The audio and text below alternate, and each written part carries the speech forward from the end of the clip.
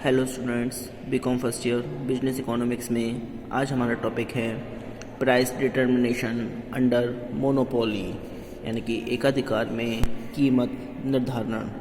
सुनिए, इसमें एकाधिकार के अंतर्गत कीमत निर्धारण की व्याख्या हम निम्न प्रकार कर सकते हैं। नंबर अ, साधारण निर्भय अथवा सुरक्षित एकाधिकार में कीमत निर्धारण।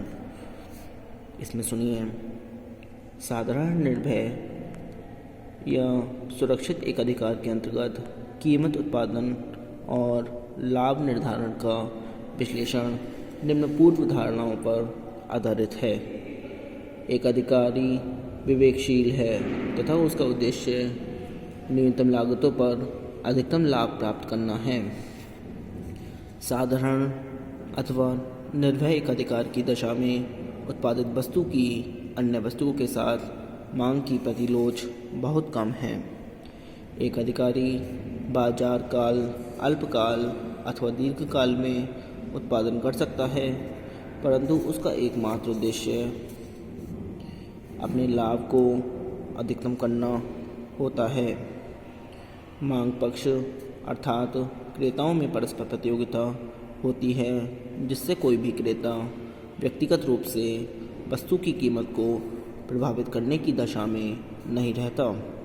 इस तरह उपभोक्ताओं के लिए वस्तु की कीमत दी हुई तथा निश्चित रहती है। एकाधिकारी कीमत विभेद की नीति नहीं अपनाता। वह सभी उपभोक्ताओं से समान व्यवहार करता है तथा समान कीमत लेता है। एकाधिकारी को उद्योग में अन्य फर्मों के प्रवेश का भय नहीं रहता। एकाधिकारी की शक्ति पर कोई सरकारी प्रतिबंध नहीं रहता। इस तरह एकाधिकारी कीमत अनियंत्रित होती है। कीमत विश्लेषण के सामान्य नियम के ही अनुरूप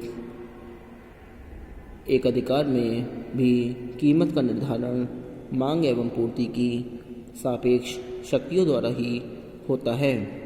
अतः एकाधिकार में संतुलन उत्पादन तथा कीमत निर्धारण की व्याख्या से पूर्व कोई एकाधिकारी फर्म की मांग एवं पूर्ति की दशाओं तथा लागत एवं आगम वक्रों के स्वरूप की विवेचना आवश्यक है। नंबर 1 है मांग या आय वक्र। एकाधिकारी उद्योग में एक ही फर्म होने के कारण फर्म का मांग वक्र ही उद्योग का भी मांग वक्र होता है। एकाधिकारी फर्म का मांग वक्र बाएं से दाएं गिरती हुई रेखा होती है। चूँकि एकाधिकारी का वस्तु की पूर्ति पर पूरा नियंत्रण होता है, वह विभिन्न कीमतों पर वस्तु की विभिन्न मात्राएं बेच सकता है। इस तरह मांग वक्र, जिसका एकाधिकारी को सामना करना पड़ता है, निश्चित होता है और उसका ढलान नीचे की ओर दाएं तरफ होता है। इसे फर्म का विक्रय वक्र, कीमत वक्र और औसत आगम वक्र भी कहा जाता है। एकाधिकार में औसत आगम AR वक्र नीचे गिरती हुई रेखा होती है। इसके अनुरूप सीमांत आगम MR वक्र भी नीचे की ओर ढालू तथा AR वक्र के नीचे स्थित होता है। यह बात उल्लेखनीय है कि एकाधिकार में MR सदैव कीमत से कम होती है। इसका कारण स्पष्ट है कि चूंकि एकाधिकार में MR वक्र सदैव AR वक्र या कीमत वक्र से नीचे रहता है, इसलिए सीमांत आगम कीमत से सदैव कम रहता है। मांग की लोच। एकाधिकारी वस्तु की कीमत तथा उत्पादन को किस सीमा तक प्रभावित करेगा, यह उसके द्वारा उत्पादित वस्तु की मांग की लोच पर निर्भर करता है।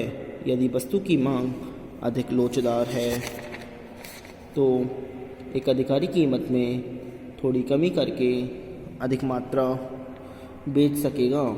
इसके विपरीत यदि मांग कम लोचदार है तो वह कीमत को बढ़ाना पसंद करेगा तथा कम मात्रा में बेचकर अधिक लाभ प्राप्त करने का प्रयास करेगा। नंबर 2, पूर्ति तथा लागत वक्र। एक अधिकारी फर्म जो स्वयं उद्योग भी होती है का पूर्ति वक्र नहीं खींचा जा सकता, क्योंकि एक अधिकारी किसी निश्चित कीमत पर अपनी वस्तु को बेचने के लिए बाध्य नहीं है। एक अधिकारी चाहे तो वह वस्तु की पूर्ति निर्धारित करे अथवा कीमत। यदि वह वस्तु की कीमत निर्धारित करता है तब पूर्ति की मात्रा उपभोक्ताओं द्वारा बाजार में की गई मांग द्वारा निर्धारित होगी। इसके अतिरिक्त पूर्ण प्रतियोगिता में कीमत सीमांत लागत के बराबर होती है तथा उद्योग का पूर्ति वक्र सभी फर्मों के सीमांत लागत वक्रों का योग होता है।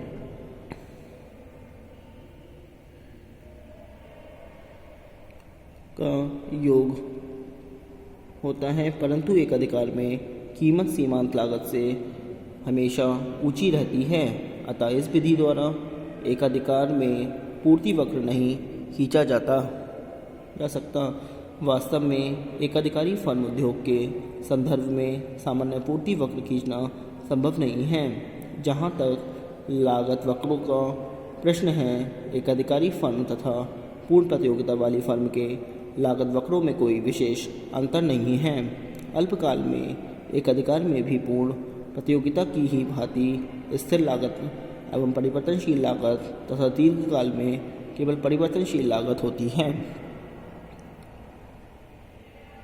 यदि एक अधिकारी फर्म की वस्तु का उत्पादन उत्पत्ति ह्रास नियम अथवा क्रमागत लागत वृद्धि नियम के अनुसार हो रहा है तो ऐसी दशा में औसत लागत वक्र तथा सीमांत लागत वक्र दोनों बाएं से दाएं ऊपर की ओर उठते हैं तथा सीमांत लागत MC वक्र औसत लागत AC वक्र के ऊपर रहता है, जैसा कि चित्र नंबर 1 में दर्शाया गया है। ये चित्र देख रहे हैं, इसमें यदि वस्तु का उत्पादन उत्पत्ति वृद्धि नियम के अनुसार हो रहा है तो औसत तथा सीमांत लागत वक्र दोनों बाएं से दाएं नीचे गिरते हुए होते हैं। ऐसी स्थिति में सीमांत लागत MC वक्र औसत लागत AC वक्र के नीचे रहता है। MC जो है AC के नीचे रहना है, जैसा कि चित्र नंबर जैसे इसमें AC के नीचे रहता है, जैसे कि चित्र नंबर 2 में दर्शाया गया है।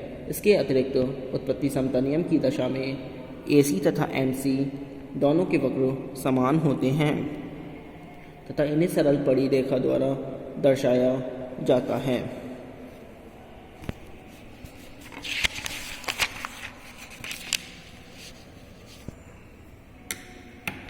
अब आती है monopoly pricing, under market period और वेरी शॉर्ट पीरियड, यानी कि बाजार अवधि, अति अल्पकाल में एक अधिकारी कीमत निर्धारण। सुनिए, इसमें बाजार अवधि अथवा अति अल्पकाल में समय बहुत कम होता है, अतः हम यह मान लेते हैं कि एक अधिकारी अपनी वस्तु की एक निश्चित मात्रा का उत्पादन पहले ही कर चुका है।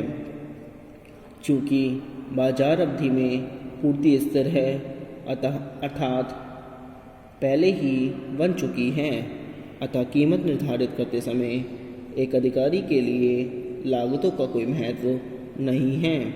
ऐसी दशा में एक अधिकारी उस कीमत पर वस्तु को बेचना पसंद करेगा जिसे उस वस्तु की मांग निर्धारित करे तथा उसे अधिकतम आगम दिला सके।